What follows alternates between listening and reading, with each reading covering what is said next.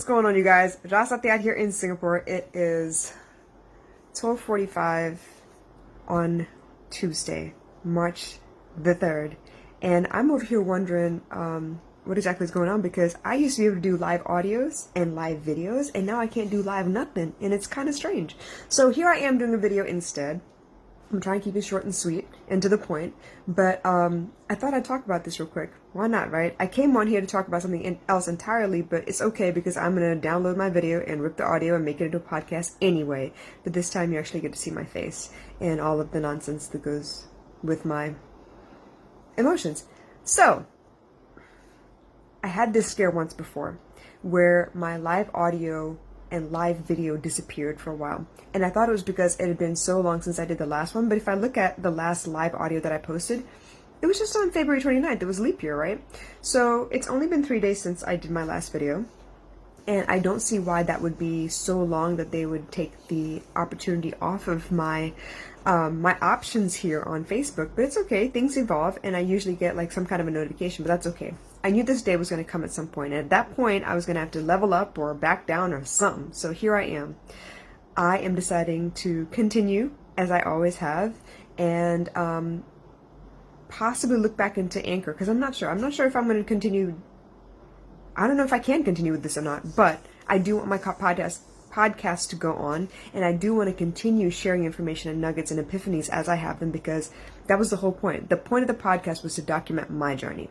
If you learn things along the way, brilliant. If you don't, okay. Hopefully it's kind of entertaining, and if it's not, it's okay as well. But I just want to make sure that, I'm in the right place. I'm doing what I can to uplift the collective and show people that it can be done on a daily basis. So obviously this is another one of those hiccups, and I was not prepared, but I'm going to do this anyway.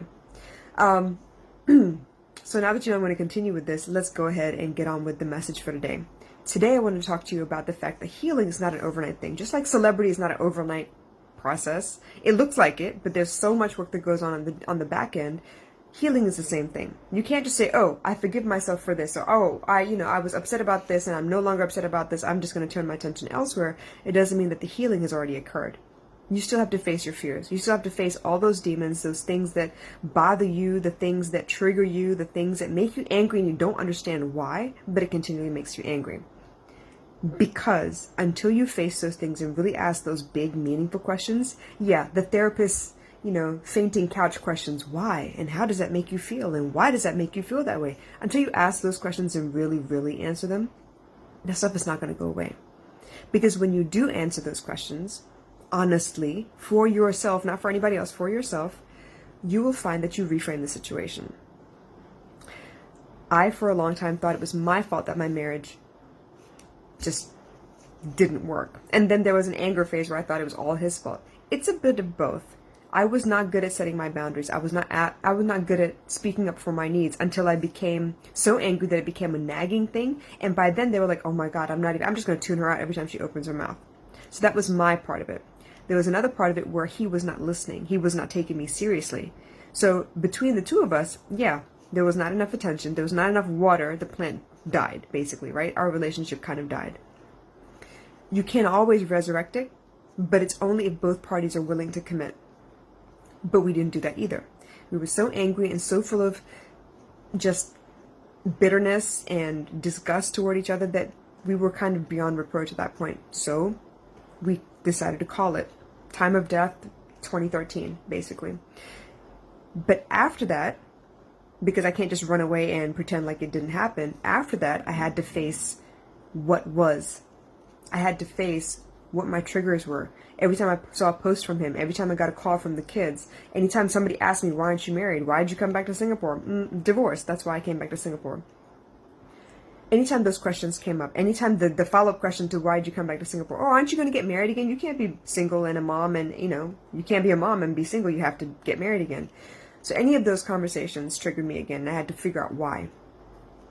I did not want to be defined by the relationship that I was in. I did not want to be defined according to the old world rules for what a woman is supposed to do and how a woman is measured as successful.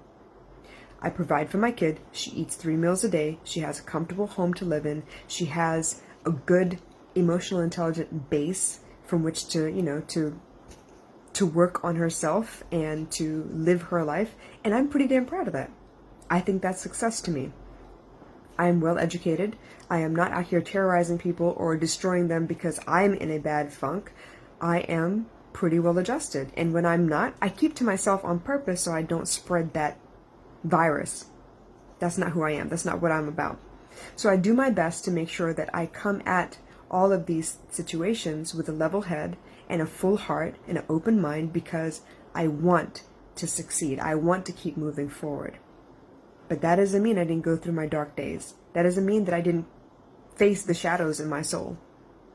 I learned to love myself in those shadows.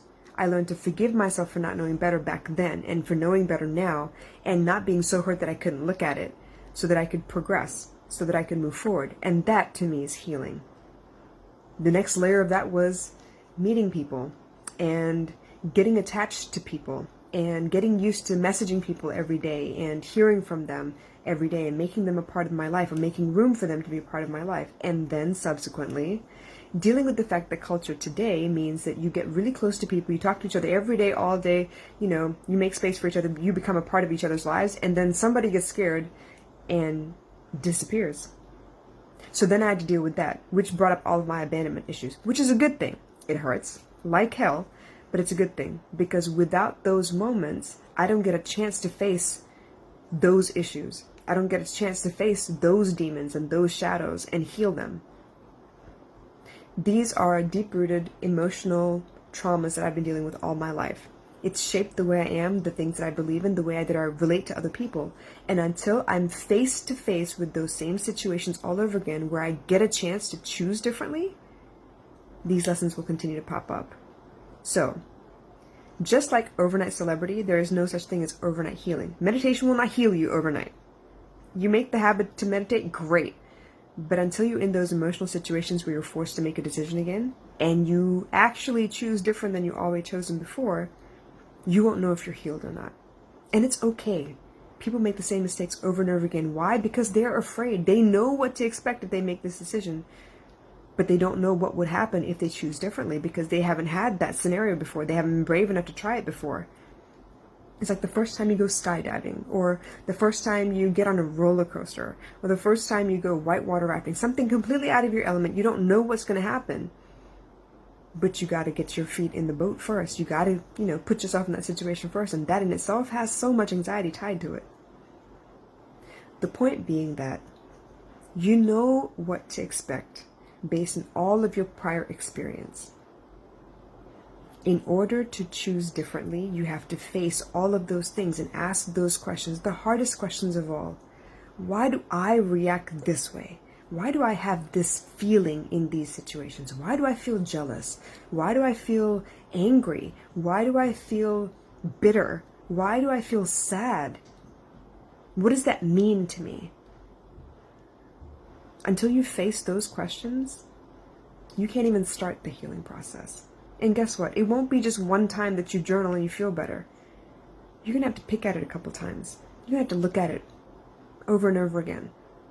And then you have to find a way, when you're faced in those same situations, to choose differently. It's not an overnight thing.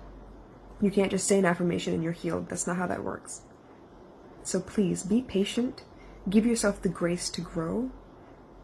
And if you need some help, you know where I'm at. All right, you guys, I'll catch you later. Bye.